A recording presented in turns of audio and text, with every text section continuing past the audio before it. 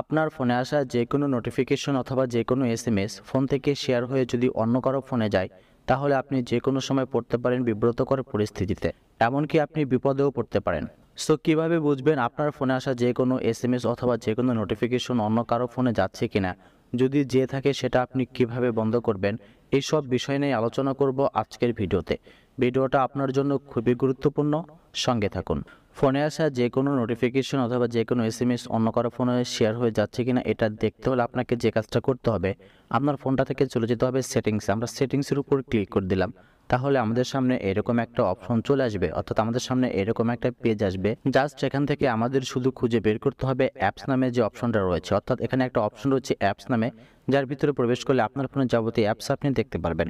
So আমার ফোনে কিন্তু এখানে আমরা দেখতে পাচ্ছি অ্যাপস অ্যান্ড নোটিফিকেশন নামে যে অপশনটা রয়েছে, আমরা এটার উপর ক্লিক করে দিলাম, তাহলে আমাদের সামনে এরকম একটা অপশন চলে আসলো, অর্থাৎ এরকম একটা পেজ চলে আসলো। এখন আপনার ফোন কোন কোম্পানির, সে কোম্পানি অনুযায়ী অ্যাপস অপশনটি বিভিন্ন জায়গায় থাকতে পারে। সো একটু খুঁজে বের করবেন আপনার ফোনে অ্যাপসটা কোথায় রয়েছে। জাস্ট আপনি অ্যাপসের ভিতরে প্রবেশ করে যখন এরকম দেখতে পারবেন, সো এখানে কিন্তু সি ওয়াল অ্যাপস রয়েছে, আমরা এটার উপরে ক্লিক করে দিলে তাহলে এখানে যাবতীয় অ্যাপস আমরা দেখতে পারবো। এখন কথা হচ্ছে, আপনি হয়তো বলতে পারেন যে আমি অ্যাপসেই যদি প্রবেশ করি তাহলে এখান থেকে দেখবো কেন? আমাদের তো হোম স্ক্রিনে আমরা স্ক্রল করলে আমরা বিভিন্ন প্রত্যেকটা অ্যাপই দেখতে পারি। আপনার ফোনে আসা যে কোনো অ্যাপ অথবা নোটিফিকেশন এমনি এমনি শেয়ার হয়ে অন্য কারো ফোনে যাবে না।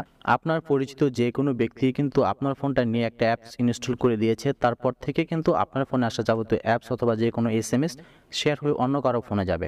সুতরাং সে অবশ্যই অ্যাপসটি ইনস্টল করে সেটা হাইড করে রাখতে পারে। আপনি কিন্তু হোম স্ক্রিনে স্ক্রল করলেও সেই অ্যাপসটি সেখানে আপনি নাও পেতে পারেন। তার জন্য আপনি যে কাজটা করবেন, এখানে এই পেজটাতে চলে আসবেন, দেখেন এখানে স্ক্রল করে দেখতে থাকবেন যে আপনি কোন কোন অ্যাপ এখানে ইনস্টল করেননি।